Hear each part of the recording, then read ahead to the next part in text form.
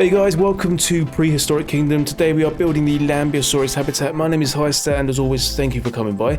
So we have the rectangle that you can see in front of you right now, and trust me on this one, it's a very different rectangle. I know I do kind of say that, you know, there's nothing wrong with rectangle, but I kind of make it look a little bit better. I had a side building onto it as well, and I do kind of spruce it up to make it look a little bit more appealing than like a box. But the actual platform and the base itself, it's like more of a center for the guests to come into. So it's going to be a viewing platform plus a center where you can go to a toilet and have something to eat and sit down and look at the dinosaurs, which is something I do quite a lot in my videos and builds as well. I like guests to kind of relax and see the dinosaurs. I don't want them to just kind of always walk up to a platform, look at something and then walk away onto the next one. I want them to kind of spend more time there around the dinosaurs, enjoy the environment, watch them in their natural habitat. And I think a good way to induce people into that is to supply them with loads of food and drink, just like bait them in basically with the goods and get them to sit there and obviously as well spend some money and buy some, you know, products from the park to make a profit. That would be the best thing as well. But no, so the building itself, I used some wooden planks on the side, you can see as we go in the video. I sped this up really quickly because it took a very long time and I didn't want to bore you to death with me placing down wooden poles all the way in straight lines. So I really want them to fit nicely into the shapes that I built as well. So there was probably an easy way I could have done this, would be to place a load of the beams going across and then just kind of cut the ones I didn't want out and then just move them up and down so they would line up top and bottom. But I felt that the idea had gone, I'd almost finished before I got that idea, so I just carried on doing what I was doing.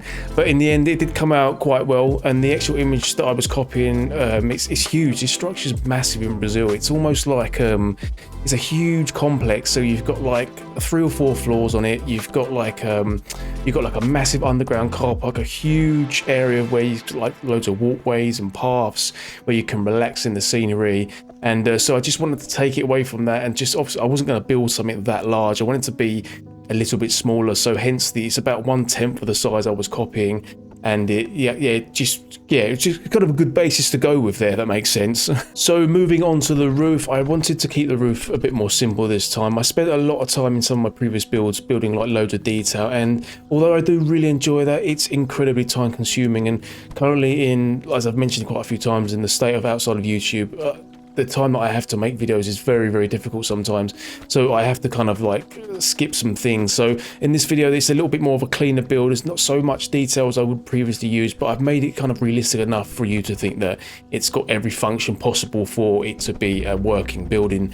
And I always, you probably noticed well on some other buildings that I've done, I like the glass light coming through. The light's not fantastic in the game at the moment. We are still in the beta phase. So when light comes through into the building, it's not best relayed onto the object, so there's no shadows coming off certain things. And like you have some lights on some staff buildings that kind of shine, and it just looks really poor in my opinion that when they're shining there's just no shadows, because it gives you so much depth with the shadows.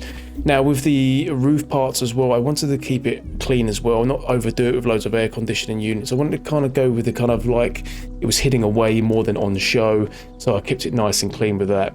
So as well, another thing I wanted to do was, as I mentioned before, I want to add in some areas for the guests to have something to eat, to kind of, you know, trap them in the building and sit down and enjoy that as well. But as we was progressing into the build, I thought to myself, it was quite a tall building and I don't want to dominate it by a second floor. So what I did, I just kind of built like a very small like viewing platform higher up inside of the building.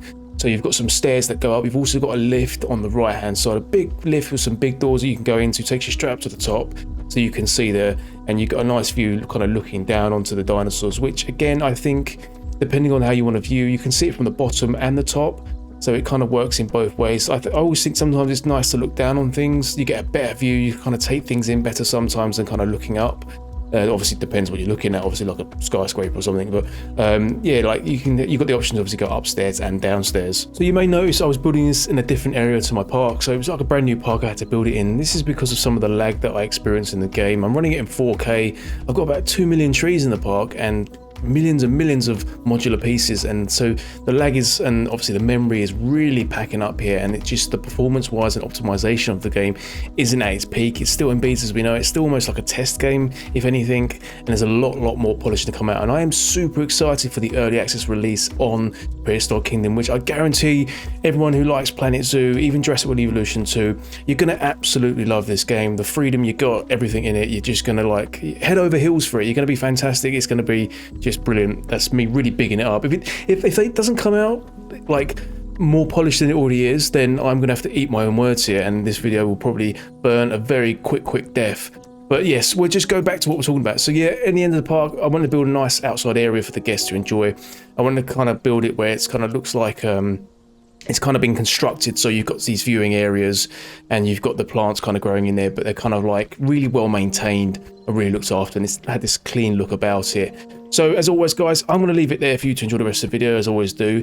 Please leave a comment down below in the sections if you want me to build anything as well. Sometimes not just me, but I know a lot of creators, we get kind of like a mental block sometimes when you're building, and you kind of lose ideas, or you kind of lose a bit of motivation to go around and do it. And then, you know, sometimes I'll go and play a different game, sometimes just to have a break from it, and when I come back to think, oh, that's a great idea, I crack back into it. That'd be great. But yeah, your ideas, your support means a lot, so give me a shout. If there's something I've not been doing or something you'd like me to do as well, just let me know, and I'd love to have a crack at it. Give me some ideas, and I'll be really appreciative of it. So thank you for always watching guys, and I'll catch you very soon. Hope you enjoy it. Thank you for watching. Bye bye.